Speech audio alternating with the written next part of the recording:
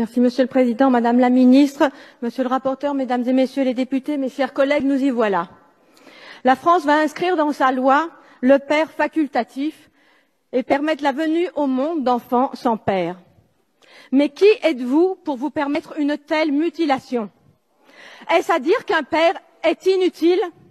Assumez de dire qu'un père n'est pas nécessaire. Assumez de dire que vous ne devez rien à vos pères.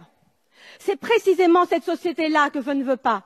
Celle qui dit qu'elle se fait toute seule. Celle qui dit que l'autre n'est pas nécessaire. Alors pour moi, voyez-vous, il n'y a pas plus grand que l'homme. Et vous le piétinez, vous le réduisez à rien, à ses gamètes, à 1/60 millième de millimètre. Un donneur, vous appelez ça.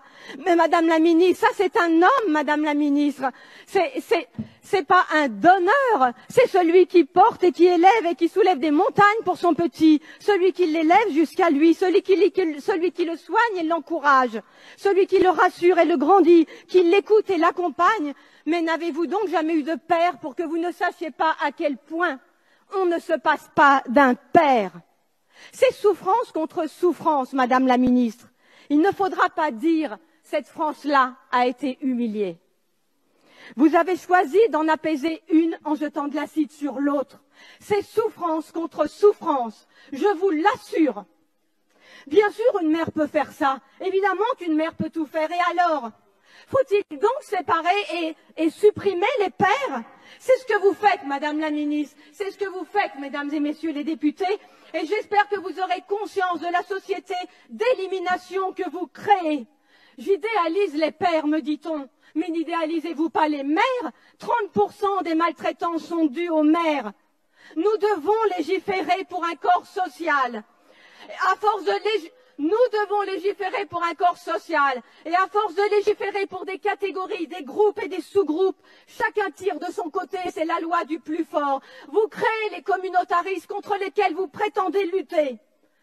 L'enfant est le témoin privilégié de la force de l'homme. Et lorsque l'homme devient père, cette force se transforme en service au plus petit. Lui seul peut apprendre ça à l'enfant et conjure ainsi la loi du plus fort. Et vous choisissez de faire sans eux, de ne prendre d'eux que ce qui vous intéresse, leurs gamètes, et de jeter le reste. Mais l'homme est un tout, Madame la Ministre. On ne prend pas que ses gamètes et jeter le reste. Il n'y a pas plus noble que l'homme, et seul l'homme nous montre que servir est l'acte le plus noble qu'un être humain puisse accomplir. Votre loi, Madame la Ministre, est criminelle. C'est souffrance contre souffrance. Il ne faudra pas dire cette France-là a été humiliée. Votre loi, c'est s'offrir un être humain. On ne s'offre pas un être humain, Madame la Ministre. Un être humain n'est ni un objet, ni un projet, ni une promesse de campagne. Votre loi, loin d'abolir les inégalités, votre loi les aggrave. Votre loi soulève des questions de marchandisation du vivant, d'eugénisme, de sélection, le dévoiement du sens de la médecine et la voie du design de l'enfant parfait comme nous le voulons que vous déverrouilliez. Au-delà des bornes, il n'y a plus de bornes. Ce n'est pas le droit qui refuse un enfant à ces femmes, c'est la biologie. Il n'y a ni discrimination, ni inégalité, vous le savez très bien. L'affirmer à longueur de médias, c'est mentir et manipuler l'opinion. La liberté si fièrement revendiquée n'est qu'une liberté de consommateur.